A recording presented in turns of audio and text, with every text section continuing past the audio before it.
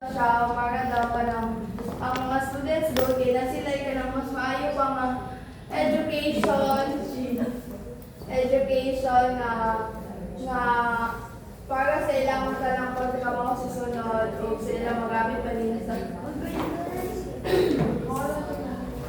thank you, Shay. So, ang gimugna ni siya, i-implement dito sa kitaan sa mga developers, curriculum developers, ang Philippines daw is ngayon na siya sa international standard sa other countries. Kahit ang other countries daw is 12-year basic education. Kumpara daw sa Philippines na narin 10 years basic education.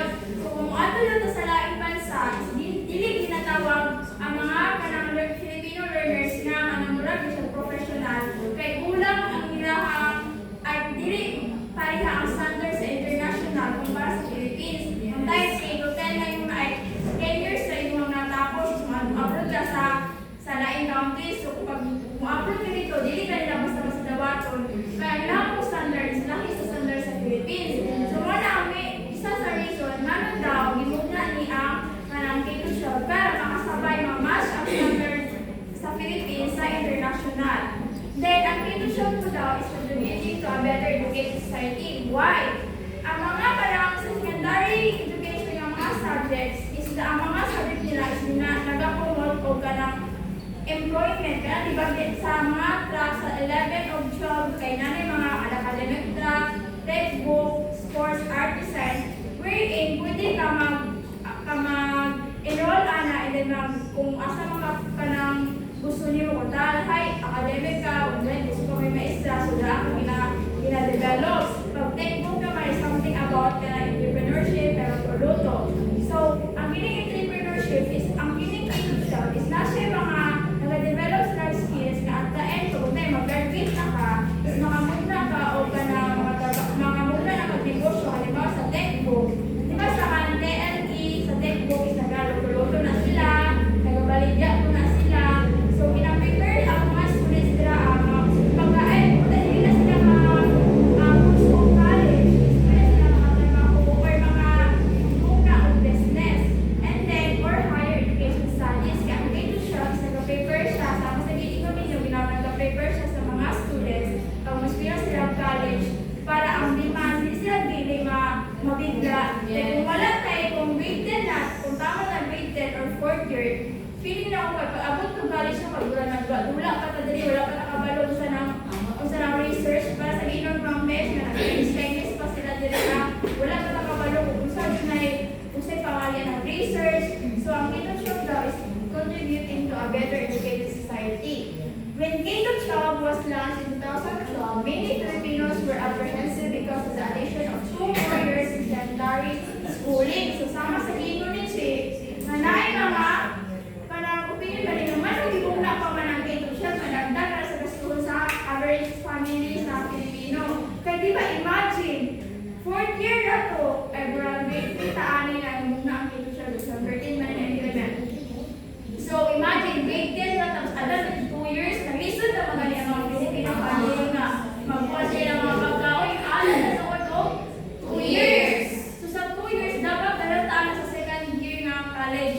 Di ba? Tapos and then, ang pag-implement daw sa K-12 does not address the basic problems in education. So, muna nag-implement ka ng K-12 na wala mo ganit na sulban ang mga problema sa classroom, sa chairs, sa karang teachers daw, and then sa facilities. So, muna muna man na dapat inaamon daw kung dapat so para ano yung pag-implement of 2 years, additional 2 years sa high school. So, muna ilang mga ituan. So, what would be the reason why DepEd push K-12?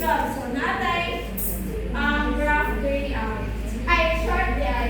So, sabta ninyo kung ano base ani kay namugna ang K-12.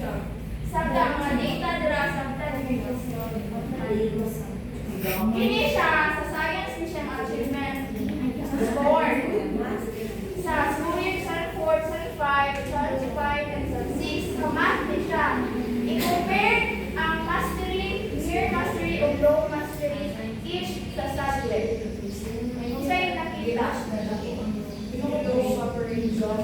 gamay siya sa bali niya sa ulat taking, pwede ko sa kalendary at sa science, kay gamay siya by sa 205 to 2005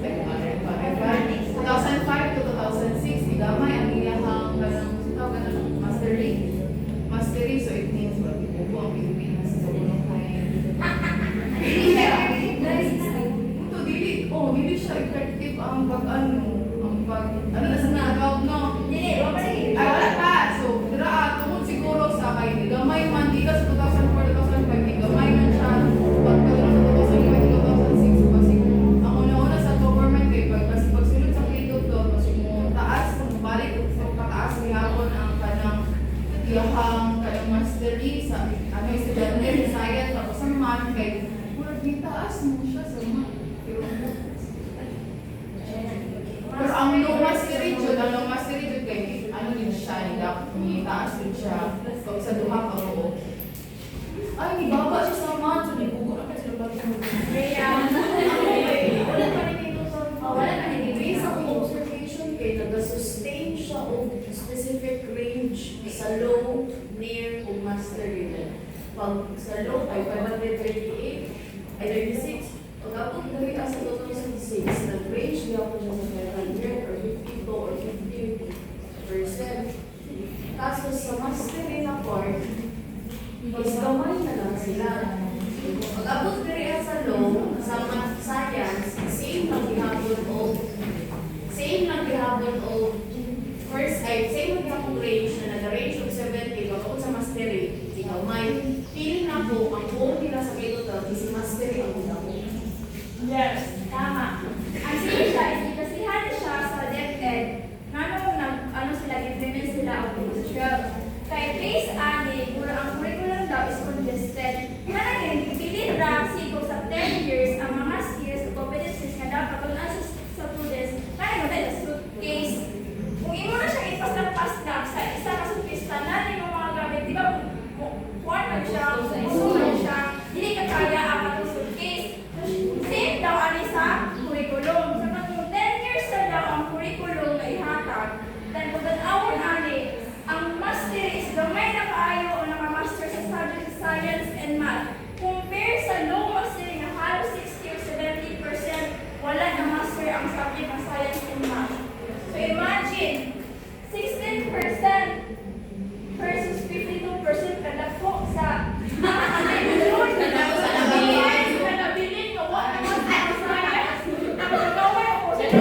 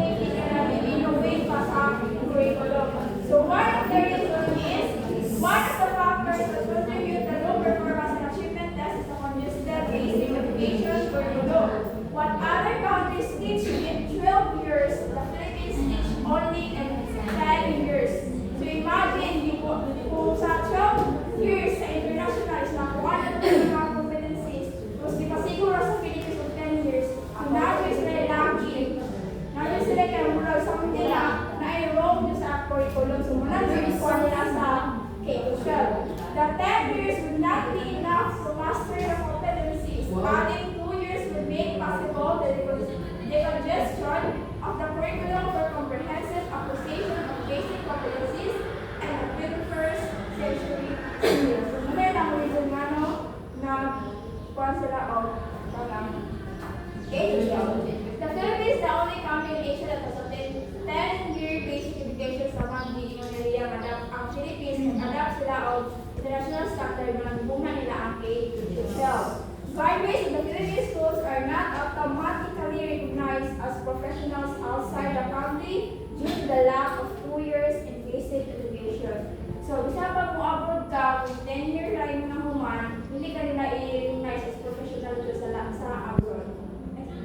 Bologna according to his 12 years education for university admission and practice of profession in European countries.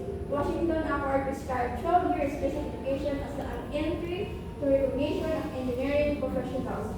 So, kung ano ka, kung 10 years na imong country ay muna na ilang gina-suggest. So, bali, dili na papasok sila criteria o kung judging kung dahil sa ilahan.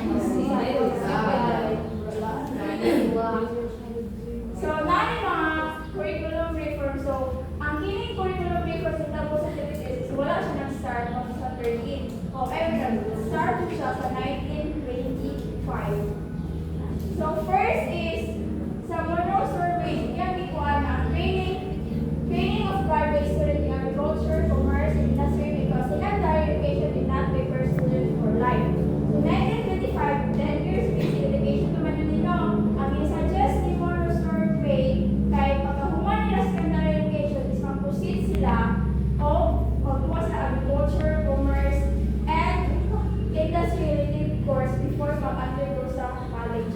Kaya kulang pa nilang skills and knowledge para magtatrabaho sila sa field.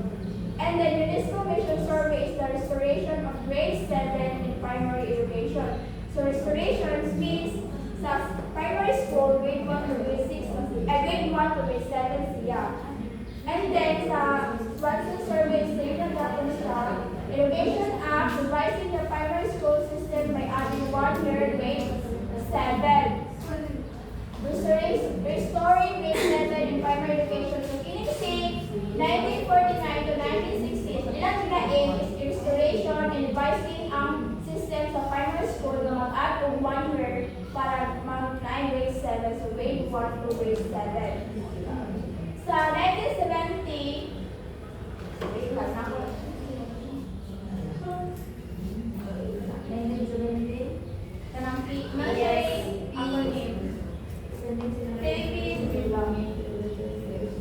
extended secondary education by 1 year to better prepare students who have no plan to take up university education. So, diriyan na po sa PCSPE kay mag-add na o 1 year sa secondary, which means grade 7 to grade 11 na yung pinapropose ani.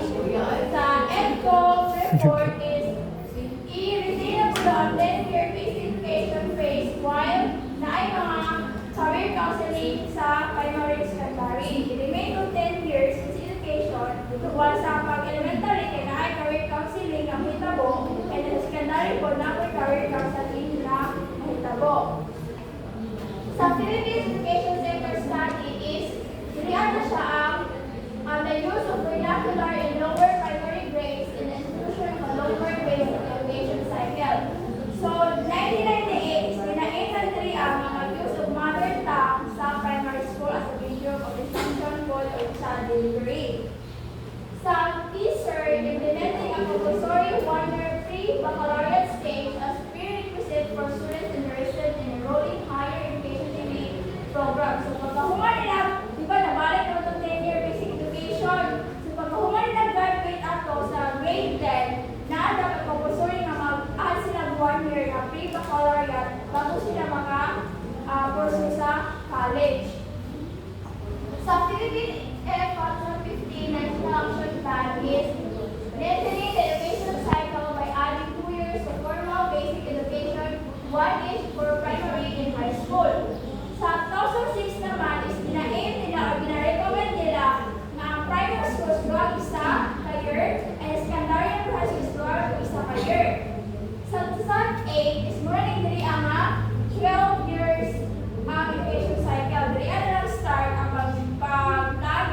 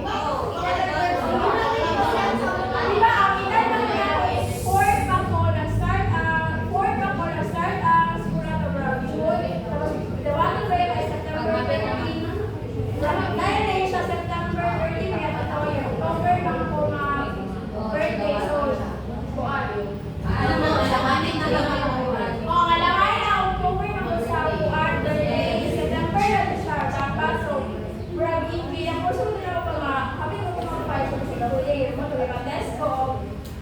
Yung pa-answer of test, din nakasabi rin sa ang galing And, hi guys, please then know sa dihan nyo yung papers kaya nakapag-science. Salamat na tanan lang.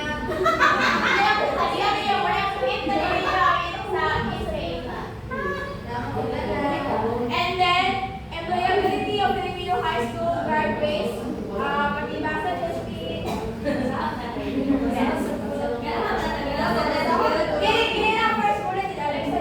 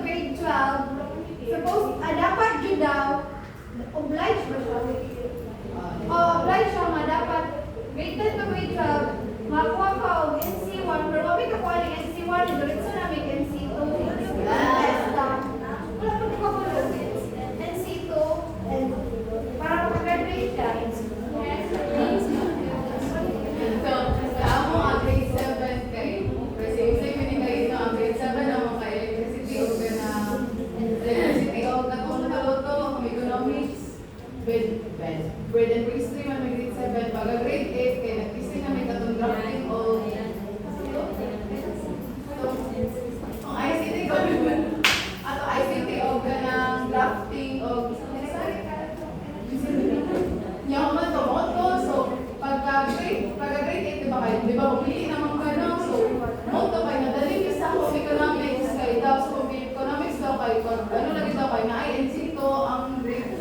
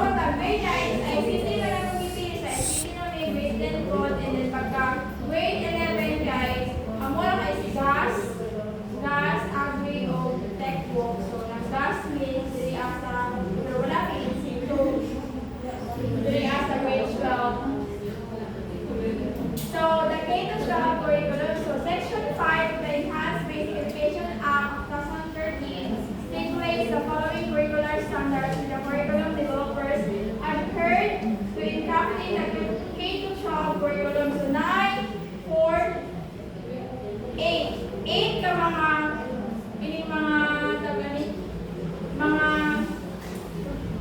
dapat makuan kung saan dapat nasa sa curriculum. So ang first is the curriculum should be learner-centered, inclusive, and developmentally appropriate. Nga explain ni Basta lang na voluntary sa Santana. Kanatanan ka?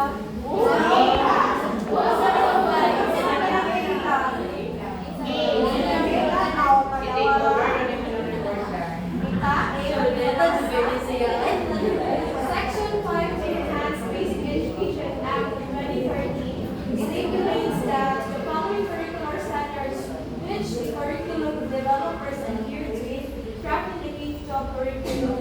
A. The curriculum shall be learner-centered, inclusive, and developmentally appropriate. So we all know that even not in K-12, even now, we are really adhering to a curriculum where we are learner-centered, inclusive, and developmentally appropriate. Kay learner-centered, kay smart, di na lang one, because the TC, and then developmentally appropriate because we are kanang level na to maturity sa bata dapat sa curriculum sa maturity sa mga bata.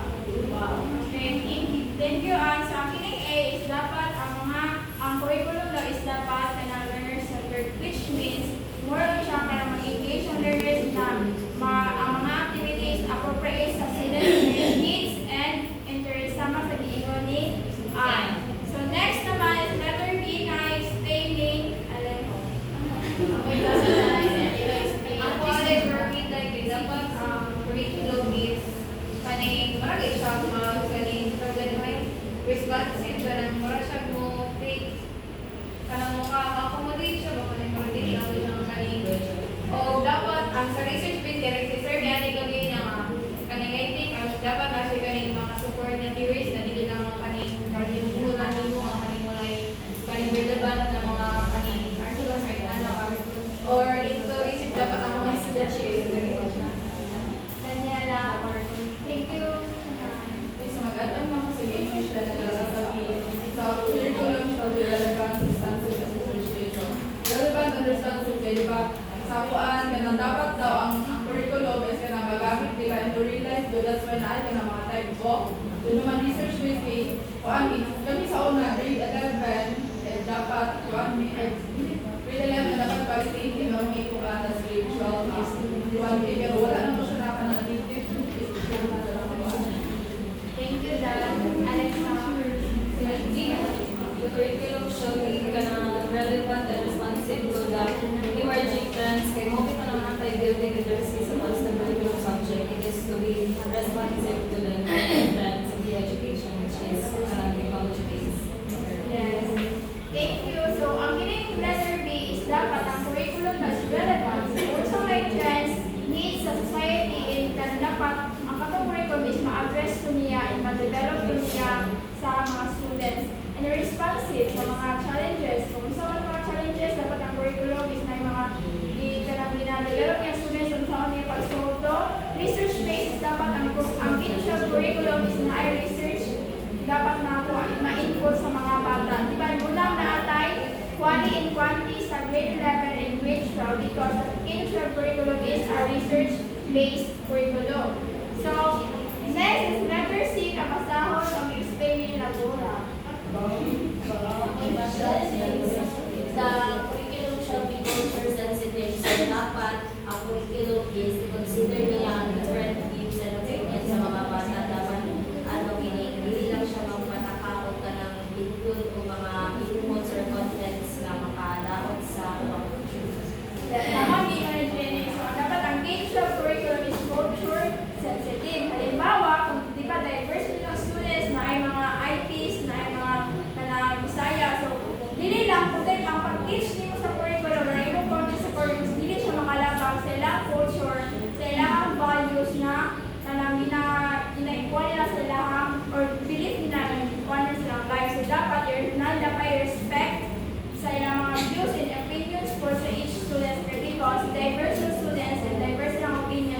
Yes. Shine na kay at shine. Good. Sa D daw sa D. Okay. Letter D, shine. Again, the curriculum shall be contextualized and global. May insight about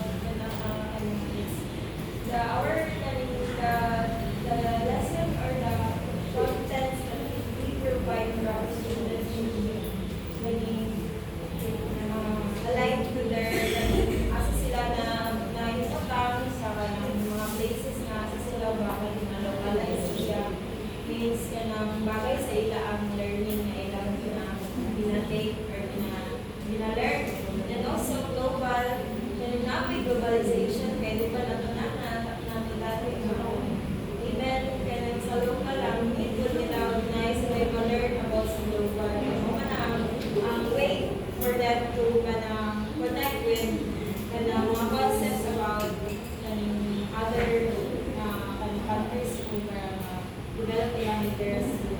Yes, tama itong giingon ni Shaira nga dapat ang curriculum is naka-base mo siya sa local nila na area. Why nagkapupot mo siya ka ng mga skills and competencies globally and nag-prepare sa students for international na mga kanang jobs or international mga demands.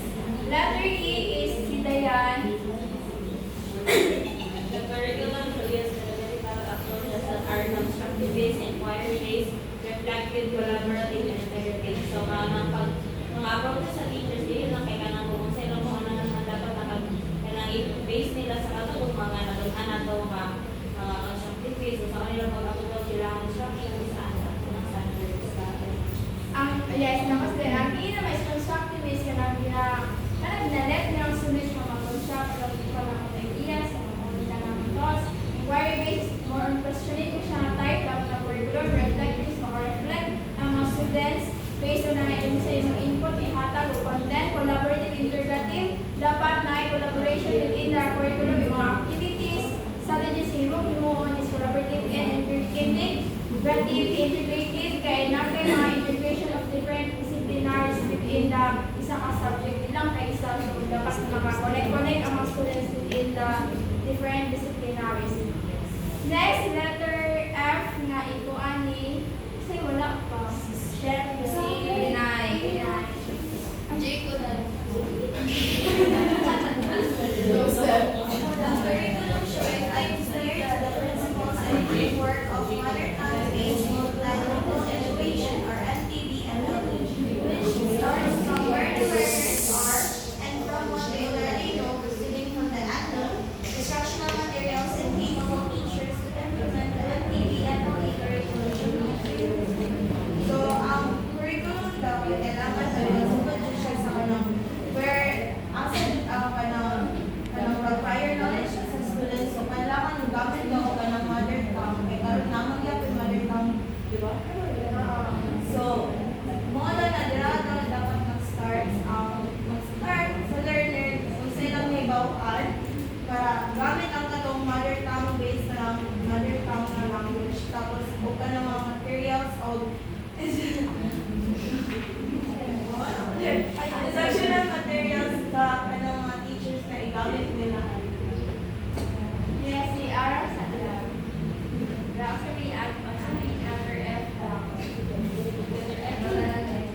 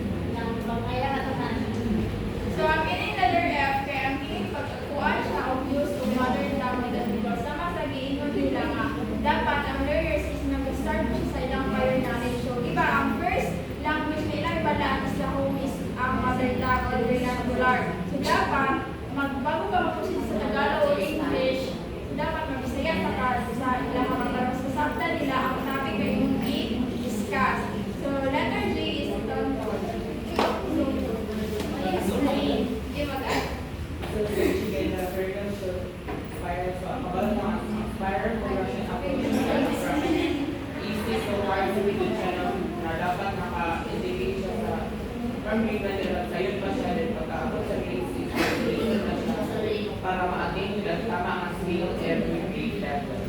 Yes, next is Steph. And then another, like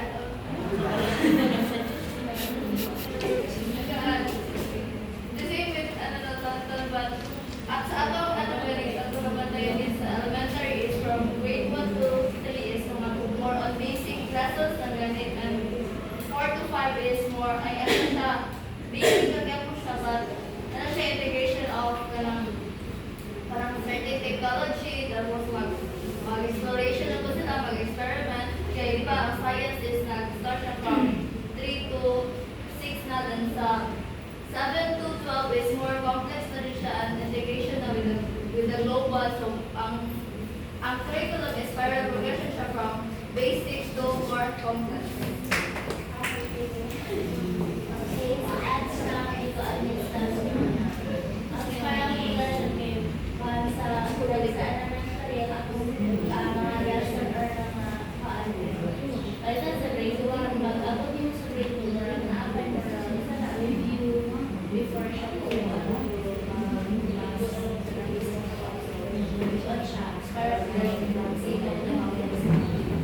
yes, ang spiral progression is every grade level is from simple to complex. May level of complexity sa each grade level na para master nila o ma-recall ang mga each concept from grade 1 to grade 6 is na connection nila ng science. Yun na connection every grade level, and nilay ko siya complexity every grade level. So, ang last is nabasa ko ni Tutor. Wow, congrats. Basa naman yun. Explain mo The curriculum shall be flexible enough to enable and allow schools to localize, indigenize, and enhance the same ways to their respective educational systems. na-explain mo yan.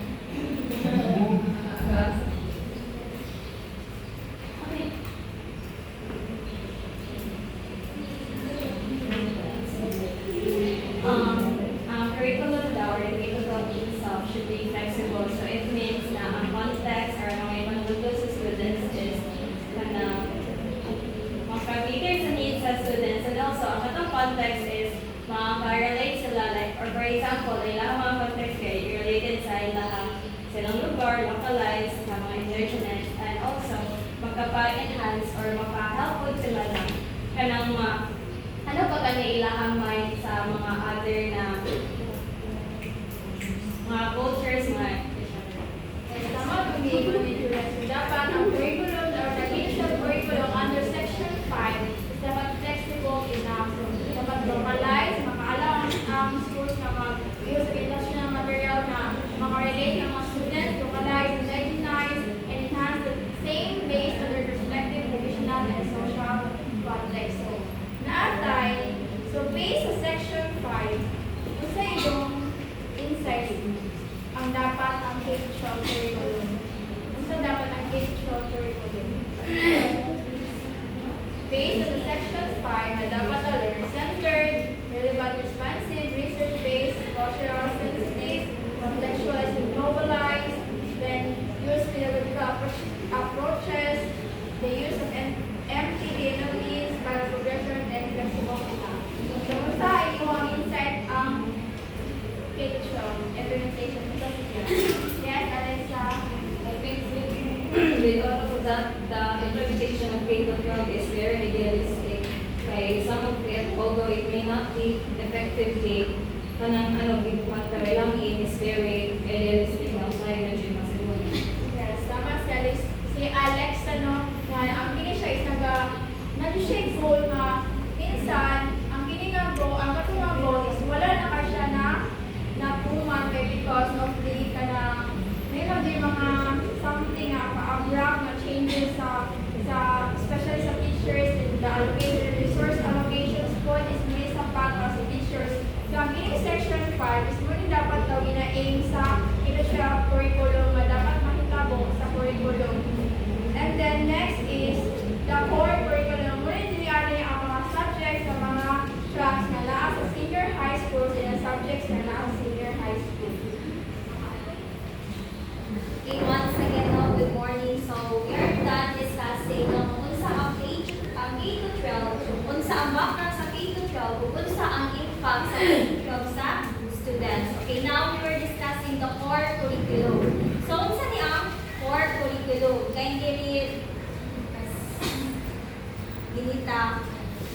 More curriculum, a set of mandatory courses that all students must complete before advancing to the next level of education or obtaining a diploma. And then explain, Mingito.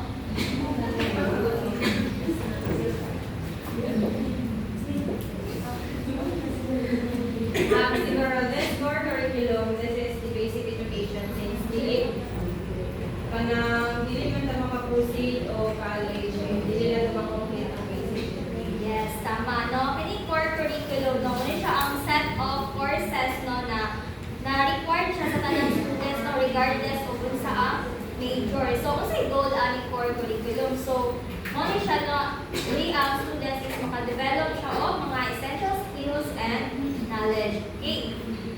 So, kaya ka ng connection or relationship and DepEd Memorandum number 30 series of 2013 sa core curriculum. So, ang DepEd Memorandum number 30 series of 2013 nag-provide siya official guidelines for the implementation of the K-12 curriculum. Mo na na-include ang core curriculum as one of its key components. So, this memo outlines the structure of the K-12 basic education program, including the introduction of kindergarten. So, ang walang enhancements sa kindergarten, that's grade 1 to 10, which is junior high school, and the addition of senior high school, which is grade 11 and grade 12. So, kita ginato no na ang DepEd Memorandum is, ang pag-enhance is nagsugod siya sa kindergarten hangtod sa 12. Alright, so what is the purpose of core curriculum? Okay, what is the purpose daw sa core curriculum? Kasi purpose sa curriculum. What's the purpose? So, ang purpose sa core curriculum is na lang mas ma-widen pa no ang atong perspectives, dili kuan ang pangil bitaw sa atong critical thinking, sa atong communication, pag ato ang problem solving. So, dili apod is mas standardize o matangin ito siya foundation yun. Ano siya yung purpose? Okay, we have now the tracks in senior high school. So, natay academic, textbook, sports, arts, and design. So, ikaw, if gusto ka mo proceed sa college, pwede na ito nipili, at atong pilion is ang academic. Or for example, grade 12 na ka, na hindi ka gusto mo proceed sa kanang college, pwede po ka mag-test na pili mo ng textbook. O niya, mga students po na kanang mga sports-minded, pwede pilihan ng sports and arts and design sa mga talented students about sa arts and design. So, under sa academic track, we have the four strands: ABM, Accounting, Business, and Management, STEM, Science, Technology, Engineering, and Math, UMS, and Gas. Okay, the senior high school curriculum has a total of 31 subjects. No? So, the 31 subjects are grouped into 15. Muna siya ang 4 subjects. And then, ang 15, hindi mo siya 7. Ang 7 is contextualized subjects. O ang 9 po is the specialization subjects. So, the total of 15. Okay, muna siya ang mga 4 subjects. The following are the 4 subjects to be taken by all students regardless of track. So, gusto pa yung mga specialist, igimuhang ka na, for example, sa group sa gas, maka-attitude ka na mga 4 subjects. So, muna siya natay language, humanities, communication, mathematics, science, social science, philosophy, and PNL. And muna siya mga 7 contextualized subject each ato na track. So, when sa academic track, natay English for academic purposes, introduction to research methods, quantitative, no? And so on. And sa textbook, sports, arts, and science track, natay English for professions, research skills 1, and so on.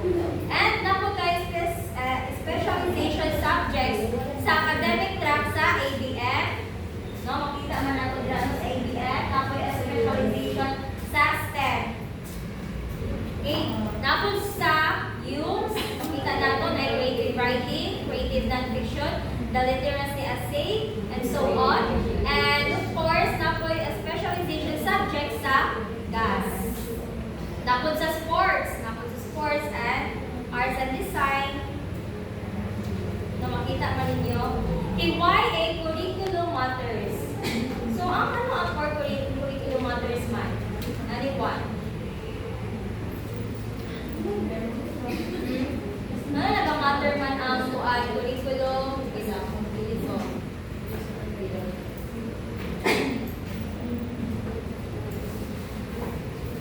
Giolina.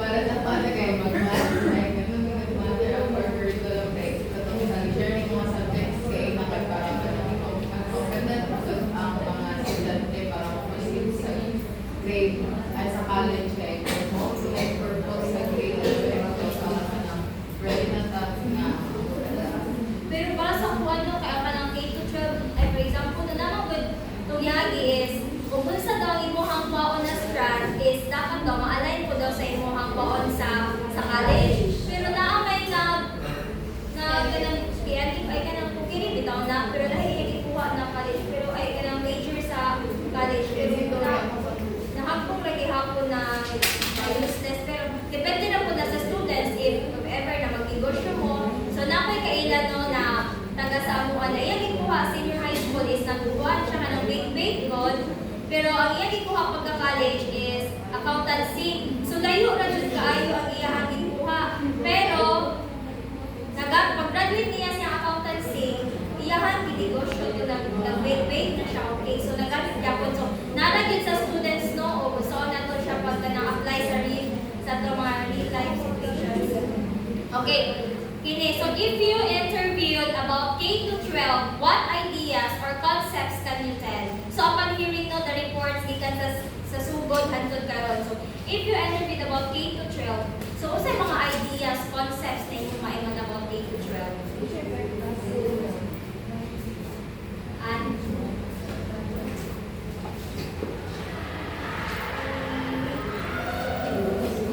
My idea about K to 12, if I will be interviewed, I would say that in my perspective, it is not effective since as a student who experienced the COVID-19 kanang spectrum of the K to 12, I can tell that it is not effective in my part because we are not taught enough on what should we learn from that one, from all the courses available in the K to 12 program. okay, Or- Chi. Yes, I agree with Miss Anne kay kanang sa product of kanang COVID-19 goods eh. Dili ba kanang product ba yung sa yes ba? Wala ano ba kanang dili gyud siya na imong effective ay kay sariling sikap mangguto siya ni tabo bisan pag na online no pero like awara agad ko di ba mga ta sa research di ba na research nga ano and then ang dito kay for compliance lang kanang wala gyud kami mismo nakasagutan ang uban kay mabagadra sa kanang answer key sa likod wala gyud kanang wala gyud kanang kuan ba masulog jud sa ato wala siya na though siguro sa uban na imo siya effective kung naa sa kung nakakuan og kanang pandemic no so para sa ato kay product man katong mga kuan kay dili gyud siya effective. Then katong to answer atong kuan katong ni Altay kanang before na question kung ano matter na mag-matter na ang corporate feeling ako ni agree ko sa imong giingon no kay kanang di ba ang uban kay STEM tapos nganong nag-teacher man di ba so feeling ako for compliance lang siya kay dili ba ya ka makaproceed og lahi nga grade level pag dili nimo mahumana nga malampas na ang subject kay di ba mag-back subject man ka so dili ka pag-graduate dili ka pa-proceed so di ka maka-adult college pag di ka maka-graduate ba ya kay syempre mag-back subject mo pa so para sa ako ano na isang part na mag-matter siya kay say for example STEM ya gusto jud niya mag-nurse so naaman jud kay kuan jud ana background knowledge about sa mga butang-butang about sa say for example mag-nurse ka inana so at some point po dili pod siya kaayo ano kay kanang lagi katong for compliance lang siya nahulog ngayon ano Okay, Silo. Ako po ano in about dito doon is siya cost and fees. So sa positive side niya, so matuduan man jud ta ang early stage jud na pagtulog sa to about sa naas college kay kanang dili na lang ta kanang matingala ko na ay nali na ang subject sa college dili din siya para sa elementary na pala science o ano lang. So ang cons po niya kay di ba di ba naman sa atong government na wala pag naka-graduate ka pa na wala dira sa K-12 sa senior high kaya pwede na ka magtrabaho which is dili siya kanang mahitabo jud kay ang company jud na kanang nasa atong Pilipinas kay taas kay standards mangita pa jud sila o kanang college graduate jud siya then discount mo good discount nakawanan naman jud ang jud na mga employment magita sila fresh graduate pero pagitaan mo ang experience di ba tingnan na lang siya Isa pa ba? Okay, so Bobos. And then Ayala. Last si Ayala. Para sa ako kay kanang para ko kay na nga kanang naman din siya advantage. However, kanang isa may dili gusto maka-experience og yung atong quality ng education di ba sample sa K-12. However, wala siya natalo og implement mo. Anong sa dali na so effective man sa talo man na kanang dili sila ka-college successful gihapon kay nakatrabaho sila sa nasa so anong sa Philippines na ito kanang safety nga dala siya kanang na siya nag-aral mo kung ano ang standards kay wala na sa kanang in terms sa pag-support sa mga Thank you, Diana. Next, Ayala. if I had to be interviewed about K-12, I would say that it depends on how a person views or the perspective because we have different situations and for me, I am lucky enough that I have the means to, or the resources to continue online classes during the K-12, and the rest of them are not. So I am not in a position to tell if it is effective or not. No, dapat kayo na ng mga hinaing about sa K-12. Yatagan na nila o ganang K-12 na curriculum, pero mabantay mo sa atong bang school, pila na ang ilang ginakuha na strand, naday gas, naday yung, so how about the others? No? So makuha na sila, makubos na sila upili sa, for example, sa STEM, dahil STEM nilang gusto niya, mora may di-offer sa ilaha, di ba? So, mora dyan po siya kung ganang, wala na may choice ang students, kundi pumili na lang dyan ato. Pero kung sa kung ano ay kami duha ni Queenie, kasi karang gas may duha gikan, tapos pag college na mo, kay nauta na next slot diriya sa education, no? Napili na mo ang agriculture, so lisod yun sa yun sa mga na wala may background knowledge about sa agriculture, kay pag nangaral dito niya sa oral recitation, no? So, mo na siya. Karon, this time, I want to hear your opinions about this. So, mag-debate ta ha. Mag-debate tayo. Sige, mag-debate ta about sa should the core curriculum in the K-12 system be revised to focus more on 21st century skills? Yes. Sige. Kini, mo ni siya ang kuan ni nagrugo po dira tanan. Then this time is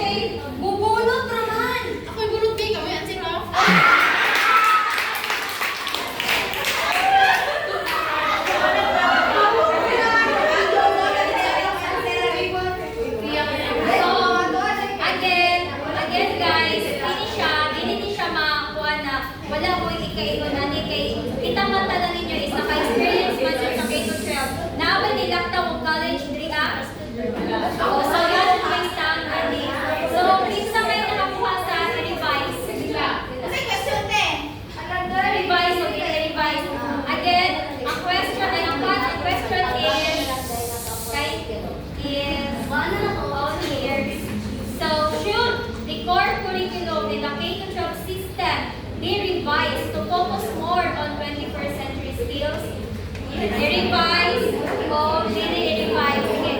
You have 5 minutes na kanang i-discuss para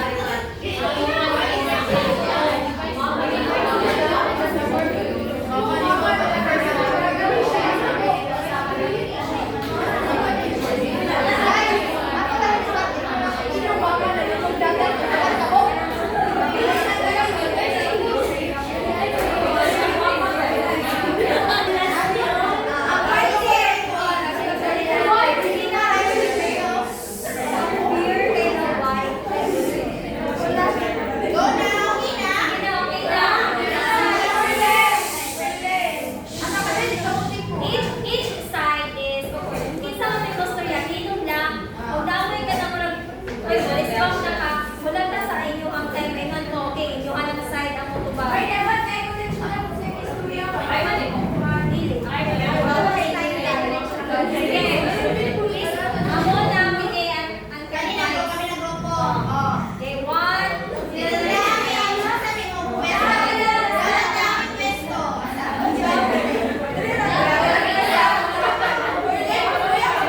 sige na wait sa siraan mo sa position kay na overnight mo stand sa iyang kuha siraan ang dito sa 1 2 3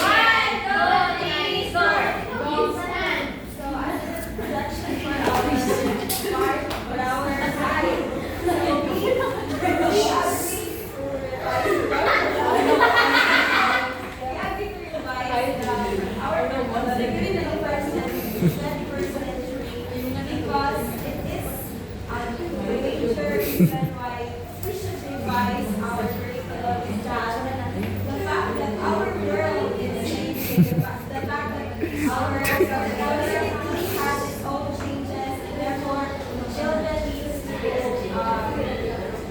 to go with those changes that are happening.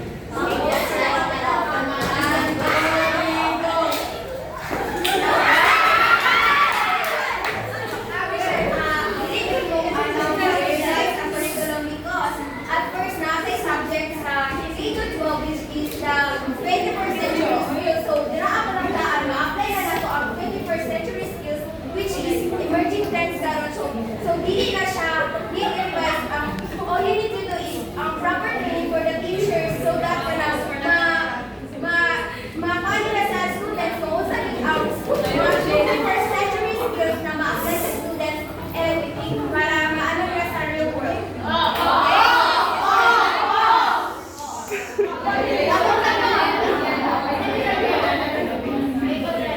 sige na kaya ang oras nagdagdag Go Merlin! Ano si Panaman? Maria said about teacher skills. What about the teacher skills? Alam mo ba di ba ang teachers of curriculum? Yes. So, i-revise work. I-revise siya kay. Yes.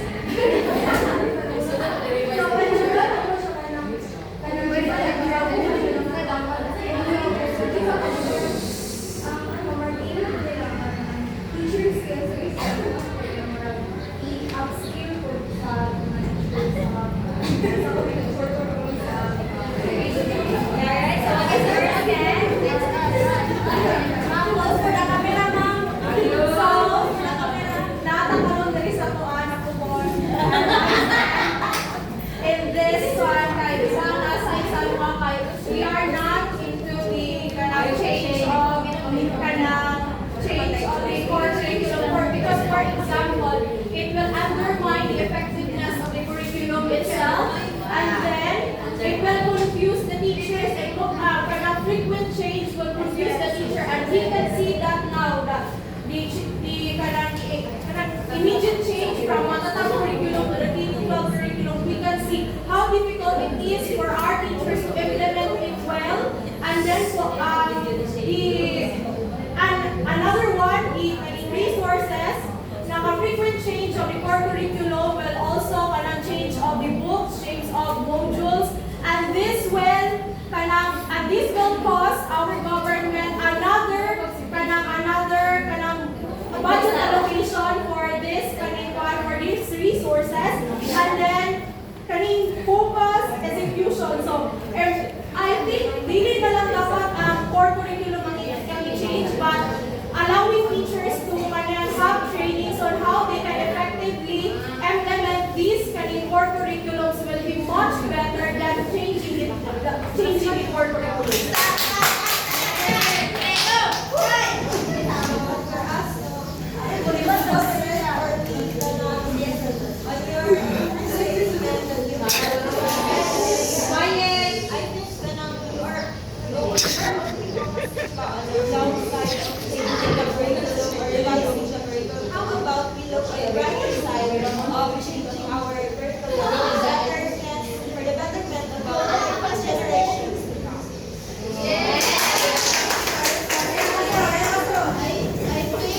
I think based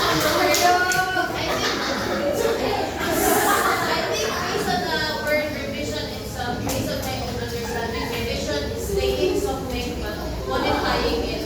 For me, K-12 is a big challenge for teachers, specifically in the aspect of research, because teachers, even though us, teachers na general, we have some weaknesses and strengths. Dili pa na how English na tayo ng Filipino. It goes around with K-12, it goes around with senior high school. Dili pa sa kuti ang si teacher of research, cultural research ng tulo. Diba? So revision itself is staying. So si teacher, pag mag-save or mag-revise daw isang curriculum, si teacher, mas hindi na siya master. Study na niya, kaya nag-revise lang ka.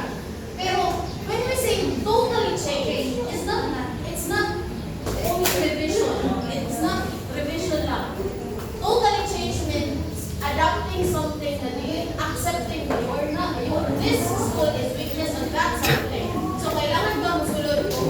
Teacher, nahanga na. Hindi dapat si teacher na. Kanina teacher, studyhan ako ng research eh. Ako rin na-agree. Hindi na yun na. So dapat, si K-12 or si curriculum itself should recognize na di pa sa si teacher na bagay research, how to research. Dapat i-recognize nila na si teacher, how to research kung dapat kabalong tutulong research. Kaya nga ang effect na kung gamay lang ang revision, sama sa college, most of you knows how to research, but not most of your understanding is aligned with the specific knowledge of research. Yes. So, kanya palang daan siya, iagi mo revision, pero hindi pa na tama ang iagi sa revision. Dapat totally change, recognize the weakness and the strength, and adopt things na dapat dun ma-align along the way of education.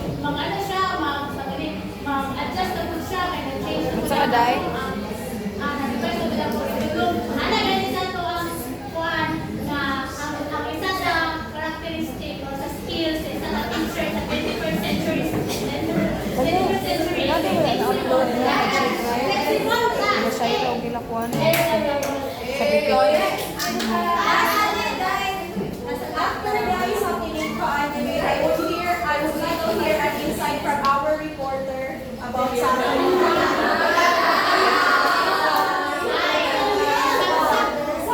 So mo din ako no, I would like to give an katungod ko ni Shaira dali brighter side.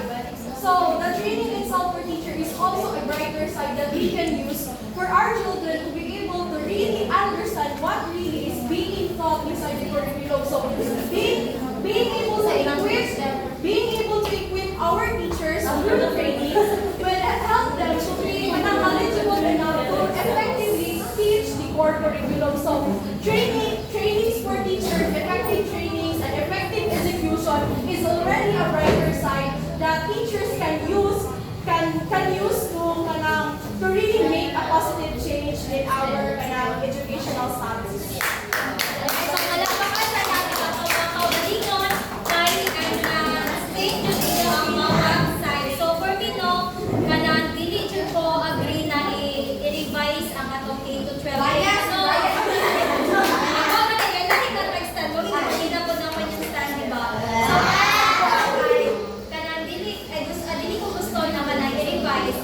Pero, dapat, ikuha na K-12 ka na mas i-enhance